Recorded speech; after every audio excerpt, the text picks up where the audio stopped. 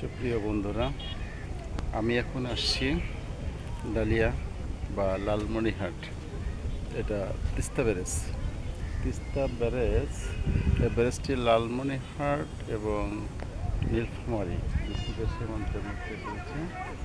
এই যে আমার সামনে যে নদীটা দেখতে পাচ্ছেন, এটা হলো তিস্তা নদী। এই নদীর নামকরণ হিসেবেই এই ব্রিজের নাম তিস্তা ব্যারেজ। নদীটা একসময় অনেক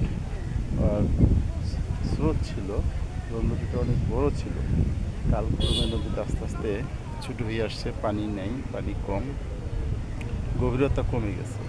ফলে বর্ষা মৌসুমে যখন ভারত থেকে আসা পানি, এই পানিতে এই এলাকায় প্রচণ্ড বন্যা হয় কারণ নদীর গভীরতা নাই। আপনারা দেখতে পাচ্ছেন এই যে নদী এখন বর্তমানে জোয়ার চলছে, জোয়ার অর্থাৎ নদীতে এখন বন্যা চলছে, প্রচুর পানি, প্রচুর দর্শকও আছে এখানে প্রচুর।